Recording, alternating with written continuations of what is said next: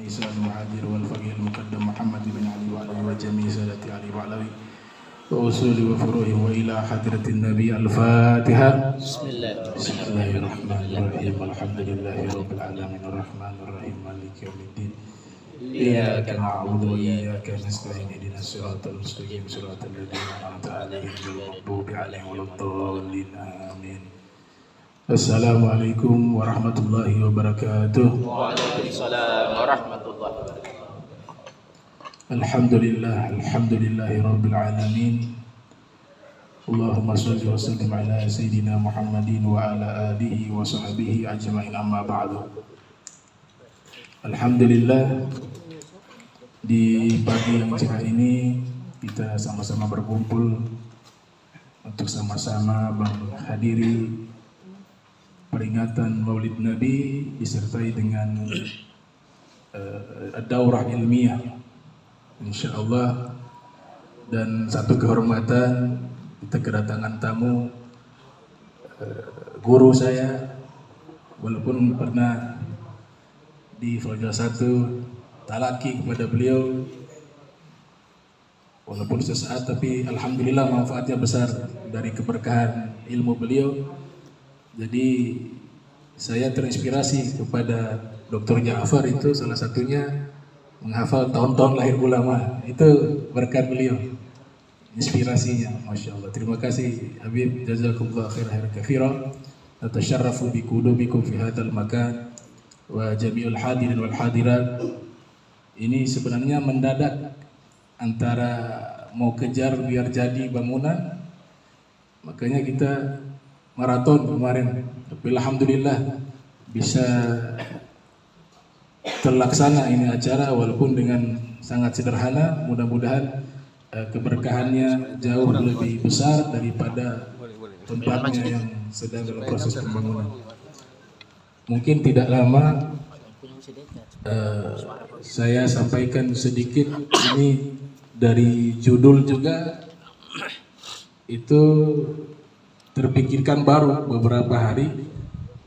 Al-Huwiyah Al-Muhammadiyah Indal Muhaddis As-Sayyid Abdullah Ibn Siddiq Al-Ghumari, artinya identitas Nabi Muhammad berdasarkan perspektif muhaddis Sayyid Abdullah bin Siddiq Al-Ghumari. Nanti setelah ini Tuan Guru Dr. Ja'far mungkin bisa sampaikan. Namun saya sebagai pengantar mungkin sekedar memberitahukan kepada jamaah siapa sosok daripada Sayyid Abdullah bin Siddiq Al-Ghumari ala sabil ikhtisar, secara ringkas. Jadi Al-Muhaddis Sayyid Abdullah bin Siddiq Al-Ghumari, beliau ini ulama yang berasal dari negeri Maroko, Maghrib, dan keilmuannya diakui oleh para ulama-ulama yang hidup sezaman dengan beliau. Bahkan beliau sendiri menulis biografi hidup beliau sendiri, judulnya Sabilut Taufiq fi Tarjamati As-Sayyid Abdullah Ibn Siddiq. Itu adalah biografi beliau, tapi beliau sendiri yang menulis. Dan ada beberapa ulama satu tabakat dengan beliau seperti Syekh Muhammad Yasin Al-Fadani Musnidul Asr, juga menulis managib tentang biografi singkat dari Sayyid Abdullah Al-Ghumari dalam kitab beliau Bughyatul Murid min Ulumil Asanid. Di situ membahas juga sedikit dari biografinya Sayyid Abdullah Al-Ghumari.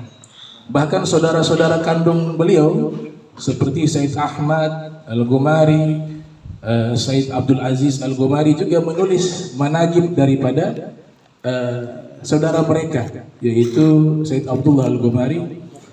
Dan juga ada Syekh Ismail bin Uthman, beliau menulis Kitabus Tsabat. Di situ memuat juga biografi singkat tentang Al-Imam Al-Muhaddis Sayyid Abdullah Al-Ghumari. Dan masih banyak ulama, di antara murid beliau Dr. Said Mamduh juga menulis Irtisyafur Rahik min Asanid Sayyid Abdullah Ibn Siddiq, membahas juga biografi tentang guru beliau. Jadi pengakuan ulama kepada Sayyid Abdullah bin Siddiq Al-Ghumari itu sangat luar biasa. Termasuk saya pernah bertanya langsung kepada Mufti Kesultanan Ternate Abu Al Habib Abu Bakar bin Hasan Al-Attas Az-Zabidi, apakah beliau pernah talaki kepada Sayyid Abdullah Al-Ghumari? Kata Habib Abu Bakar, pernah. Dan saya waktu itu memijit kaki Sayyid Abdullah Al-Ghumari dan saya di Maroko waktu itu, di Tonja. Karena beliau kan mukim di Tonja. Di saat memijit kaki, saya melihat kitab begitu banyak. Kemudian saya bertanya kepada Abu ya Sayyid Abdullah Al-Ghumari, apakah ini kitab sudah pernah dibaca? Maka beliau mengatakan, pertanyaanmu salah wahai anak. Apakah ini sudah dihafal atau belum? Bukan dibaca. Nah, ini menunjukkan kapasitas keilmuan daripada beliau sangat luar biasa. Beliau juga memiliki sanad-sanad hadis yang sangat banyak. Ittiba bil ulama al-muhaddithin. Ada kitab berjudul Ithaful Akabir bi Isnadi Dafatir, ditulis oleh Imam Syaukani. Di situ untuk masalah kitab saja perhatian mereka dengan sanad sangat luar biasa, apalagi masalah hadis Nabi Muhammad sallallahu alaihi wasallam. Beliau dari garis ayah, nasabnya itu bersambung kepada Said Idris Al-Akbar yang mendirikan daripada Daulah Idrisiyah di Fes, Maroko. Itu nasabnya sampai kepada Said Idris Al-Akbar dan terus ke atas sampai kepada Imam Hasan bin Ali bin Abi Thalib. Adapun dari jalur ibu, beliau itu ibunya memiliki leluhur, diantaranya ulama besar namanya Said Ibnu Ajibah Al-Hasani yang menulis kitab Iqadul Himam ala Syarhil Hikam, Syarah Hikam Ibni Atta'illah Sakandari, dan juga tafsir Al-Bahrul Madid fi Tafsir Qur'anil Madid.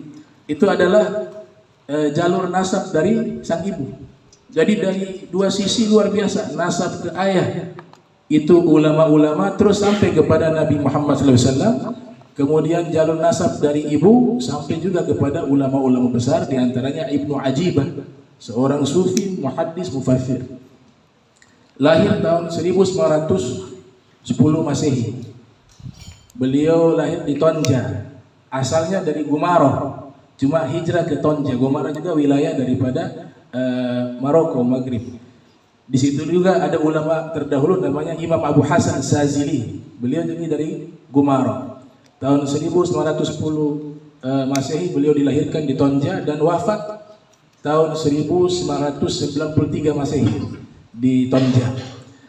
Kemudian guru-guru beliau, diantaranya ayah beliau Said Muhammad Al-Ghumari. Kemudian ada beliau ini kan menghimpun daripada dua kiblat Universitas Islam dari Jami'atul Qarawiyyin yang ada di Fes, Maroko. Kemudian nanti beliau lanjut juga ke Azhar Syarif di Mesir. Jadi beliau menghimpun dua universitas Islam besar yang menjadi kiblat daripada ilmu-ilmu agama Islam. Di rumah beliau ada namanya Az-Zawiyah Al-Ghomariyah. Di situ beliau bertalaki kepada ayah beliau, bertalaki kepada kakak beliau Said Ahmad Al-Ghumari. Kemudian sang ayah mengisyaratkan melanjutkan belajar ilmu-ilmu alat, ilmu nahu, ilmu sorof dan balaghah, khususnya di Universitas Jami'atul Qarawiyyin. Beliau belajar langsung kepada cucu daripada penulis kitab ilmu bahasa Arab namanya Hashiyah Ibni Hamdun. Cucunya itu adalah guru daripada Sayyid Abdullah Ibn Siddiq Al-Ghumari. Awal-awal belajar, beliau ceritakan dalam Sabilul Taufiq, kitab manaqib beliau. Awal-awal saya belajar, saya kesulitan memahami ilmu nahu, ilmu sorof, ilmu balaghah, kata beliau. Karena sang guru menjelaskan terlalu cepat. Akhirnya saya mengirim surat kepada ayah saya, Sayyid Muhammad Al-Ghumari, yang memang dikenal juga punya hubungan baik dengan ulama-ulama Jami'atul Qarawiyyin, karena ayah beliau ulama besar di Maroko. Maka sang ayah membalas surat daripada Sayyid Abdullah Al-Ghumari dengan isinya mengatakan, wahai anakku, sabarlah dalam menuntut ilmu. Menuntut ilmu, ikutilah prosesnya. Itu adalah sunnatullah. Tapi ilmu agama ini milik kita, kata sang ayah. Suatu saat dia akan terbuka sendiri. Yang penting prosesnya engkau jalani. Makanya saudara-saudara beliau mengatakan, ini Sayyid Abdullah Al-Ghumari memiliki keunikan. Jarang baca kitab, dibanding kakak-kakaknya atau saudara-saudara yang lain. Tapi ketika ditanya tentang persoalan-persoalan agama, beliau mampu menjawab dengan menunjukkan referensi kitabnya masing-masing. Nah, itu menunjukkan karamah. Ya, beliau juga diberikan keramat yang disebut juga Futuhul Arifin. Kemudian beliau setelah menguasai ilmu alat, beliau berangkat ke Mesir. Di Jami'atul Qarawiyyin beliau hanya secara takhasus dalam masalah fikih mazhab Maliki. Tidak ada mazhab-mazhab yang lain yang dibahas di Jami'atul Qarawiyyin. Maka beliau secara akidah Asy'ari, kemudian fikihnya adalah Maliki. Berangkat beliau ke Mesir, di sini kaya akan keilmuan. Bertemu dengan ulama-ulama besar, diantaranya Mufti Mesir di zaman itu Syekh Muhammad Makhluf. Kemudian bertemu juga Syekh Yusuf Qaradawi yang menyusun kitab Jawahirul Bihar, Riyadul Jannah, dan kitab Afdalus Salawati ala Sayyidi Sadat dan Sa'adatud Darain. Itu guru-guru beliau. Ada juga ahli tafsir, ahli hadis dan ahli sejarah, namanya Syekh Muhammad Ragib At-Tabbah Al-Halabi. Juga adalah guru beliau. Dan juga banyak daripada guru beliau, Syekh Bakhit Al-Muti Al-Hanafi, yang menulis kitab unik tentang masalah fotografi, Al-Jawabu Syafi fi Ibahati Taswir Fotografi, membahas tentang hukum fotografi. Itu adalah salah satu guru beliau. Dan Al-Imam Al-Kautsari yang disebut sebagai Abu Hasan Asy'ari di zaman tersebut. Ini beberapa guru beliau. Di antara murid beliau adalah Sayyid Muhammad bin Ali Al-Maliki, termasuk dalam kitab Manhajus Salaf fi Fahmin Nusus. Abu ya Sayyid Muhammad bin Ali Al-Maliki selalu mengatakan qala syekhuna, berkata guru kami, yang dinisbatkan kepada Sayyid Abdullah bin Siddiq Al-Gomari. Juga termasuk tobakan murid dan juga kawan yang saling menukar sanad, yaitu Syekh Yasin Al-Fadani, termasuk daripada murid beliau. Dan juga yang populer Syekh Ali Jum'ah di hadzal zaman di Mesir, itu juga murid dan diberikan izin sebagai penerus tariqah Saziliyah Ad-Darqawiyah. Itu yang diberikan ilbasnya langsung dari Syekh Abdullah kepada Syekh Ali Jum'ah. Dan juga ada dokter Yusri Jabr. Ada kisah menarik nih, murid beliau yang bernama Dr. Syekh Yusri Jabr pernah menceritakan awal belajar di Mesir, beliau disuruh sholat di satu masjid, jadi imam. Sedangkan di zaman itu, entah sekarang, tapi di zaman itu diceritakan dalam Sabilut Taufik, dan yang menceritakan adalah beliau sendiri, Sayyid Abdullah Al-Gomari. Saya tidak terlalu fokus di dalam ilmu Al-Quran. Ketika tiba di Mesir, tiba sholat jahar, baik itu maghrib, isya atau subuh, entah sholat apa itu, yang pasti sholat jahar, imamnya tidak hadir, berhalangan hadir. Maka Sayyid Abdullah masuk ke masjid tersebut dengan pakaian ulama, disuruhlah jadi imam. Beliau memimpin imam, padahal di zaman itu imam-imamnya hafal Al-Quran dan ahli qiraah, ahli tajwid. Maka beliau jadi imam, baca surat An-Nasr, idza jaa nasrullahi wal fath, ila akhir Fatihah surat An-Nasr. Habis sholat, ternyata makmum memberikan koreksi, mengatakan, ya Fatah, ya Syab, bacaan antum surat An-Nasrnya keliru. Kaget Syekh Abdullah Gomari. Kelirunya di mana? Di bacaan awal itu. Idza jaa nasrullahi wal fath, itu kan mad wajib muttasil. Ada mad tabi'i, di situ alif, setelahnya ada hamzah. Itu harus dibaca minimal 4 harokat atau 5 harokat. Tadi antum baca 2 harokat saja, maka itu keliru. Saat itu beliau langsung bertekad, saya harus kuasai ilmu tentang Al-Quran, baik qiraatnya, baik tafsirnya, baik ulumul Quran. Dan dalam waktu singkat beliau kuasai dan menjadi pakar di bidang itu. Begitu juga hadis Nabi. Sang kakak terkenal sebagai muhaddits.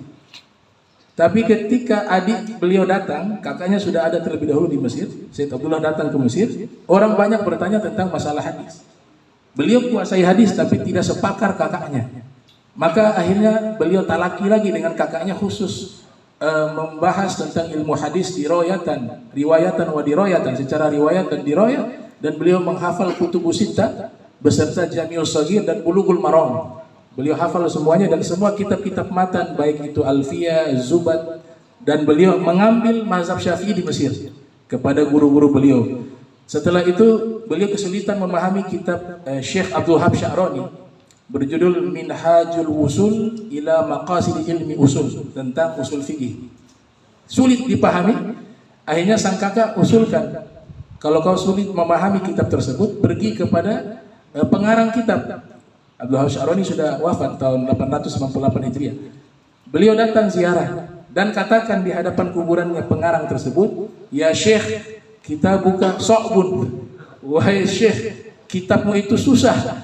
Tolong jelaskan kepada saya biar saya bisa paham." Malamnya bermimpi Syekh Abdul Wahab Sya'rani mengajar langsung kepada Said Abdullah Al-Ghomari sampai tuntas itu kitab. Bangun dari tidurnya, itu ilmu sudah terhafal. Nah, berarti memang min al-auliya wal mutafannin, dan banyak cabang-cabang ilmu beliau kuasai. Kemudian beliau pernah mengatakan kepada Syekh Ali Jum'ah waktu membaca kitab, "Tamahal ya Ali, kalau baca kitab pelan-pelan wahai Ali. Saya kunu laka sya'nun, satu saat engkau akan menjadi ulama besar." Dan sekarang terbukti di Mesir menjadi rujukan Syekh Ali Jum'ah. Banyak hal yang menarik yang diceritakan mengenai manaqib daripada Said Abdullah bin Siddiq Al-Ghomari, dan beliau mengarang kitab dari berbagai fan keilmuan, mutafanninun. Beliau punya mausu'at 19 jilid, ensiklopedia kumpulan karangan-karangan kitab beliau. Kemudian beliau punya karangan lebih dari 100 judul, di antaranya Ithaful Azkiya bi Jawazi Tawasul bil Anbiya wa Auliya, membahas tentang masalah tawassul. Kemudian beliau juga membahas secara khusus masalah sampainya pahala, menghadiahkan pahala bacaan Al-Quran kepada orang-orang yang sudah meninggal. Beliau menulis secara khusus berjudul Tawdihul Bayan li Wusuli Thawabi Qiraatil Quran. Kemudian membahas tentang masalah bid'ah dari sudut pandang yang benar, Itqanu Sun'i fi Tahqiq Ma'na Bid'ah, dan membahas tentang Harut dan Marut. Beliau memberikan kesimpulan Harut Marut itu bukan malaikat tapi syaitan dalam risalah Harut wa Marut. Kemudian juga tentang Imam Mahdi Al-Muntazar. Pokoknya kitab beliau lebih dari 100 judul, dan dari berbagai cabang ilmu, baik itu akidah, ilmu Al-Quran dan ulumulnya, dan ilmu hadis, riwayatan, dirayatan, ilmu mantik, ilmu balaghah, bayan, ma'ani, badi, ilmu arud, ilmu kawafi, lengkap. Sehingga diberikan julukan mutafanninun. Nah, ini sekilas tentang biografi daripada Said Abdullah bin Muhammad bin Siddiq Al-Ghomari. Dan beliau kalau tidak salah itu punya kitab tentang Nabi, Fadailun Nabi, dan yang satunya Irsyadut Talib Najib ila ma fi Maulid Nabi minal akadzib. Di situ memang studi kritis.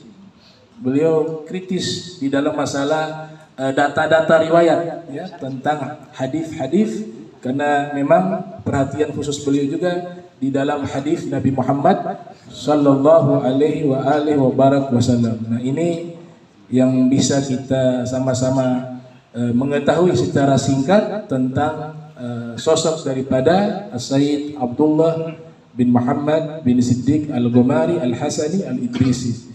Nah, jadi itu saja sekilas. Nanti saya serahkan kepada